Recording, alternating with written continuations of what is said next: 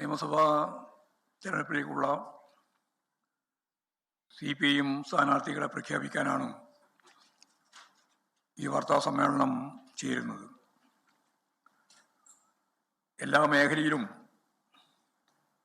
ജനപക്ഷ വികസനം സാധ്യമാക്കി നവകേരള സൃഷ്ടിയുമായി മുന്നോട്ടേക്ക് പോവുകയാണ് ഇടതുപക്ഷ ജനാധിപത്യ മുന്നണി സർക്കാർ.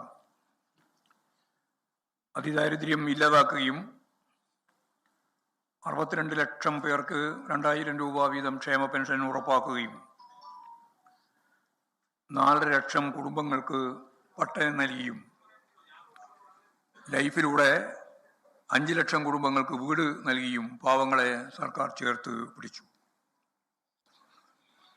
ആരോഗ്യരംഗത്തും വിദ്യാഭ്യാസ രംഗത്തും രാജ്യത്തിന് മാതൃകയാവുന്ന നേട്ടങ്ങൾ സ്വന്തമാക്കി. 4 ലക്ഷത്തോളം സംരംഭകരെ നമുക്ക് കണ്ടെത്താനായി കഴിഞ്ഞ 5 വർഷം കൊണ്ട്. PSC നിയമനത്തിൽ രാജ്യത്ത് ഏറ്റവും കൂടുതൽ ഉദ്യോഗാർത്ഥികൾക്ക് ജോലി നൽകാൻ സാധിച്ച PSC നിയമനം നൽകിയത് കേരളത്തിലാണ്.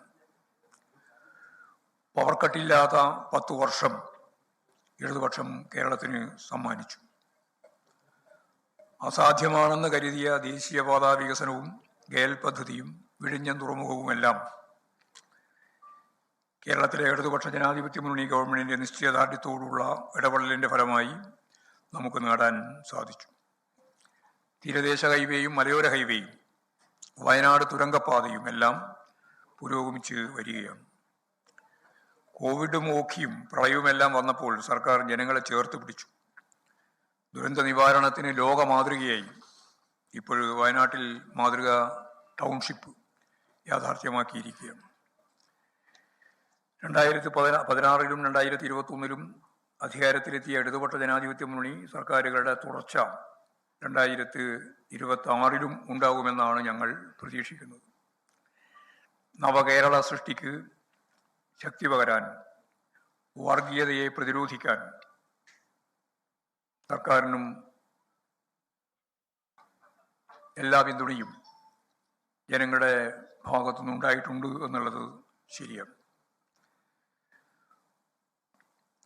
പൊതു സ്വാതന്ത്ര്യം ഉൾപ്പെടെ പൊതുവായിട്ട് പരിശോധിച്ചാൽ വർഗീയതയെ ഫലപ്രദമായിട്ട് പ്രതിരോധിച്ചുകൊണ്ട് ഈ കഴിഞ്ഞ 10 വർഷക്കാലം ഒരു വർഗീയതയും സംഘർഷവും ഇല്ലാതെ സമാധാനപരമായ ജീവിതം കേരളത്തിന് നൽകാൻ നമുക്ക് സാധിച്ചു.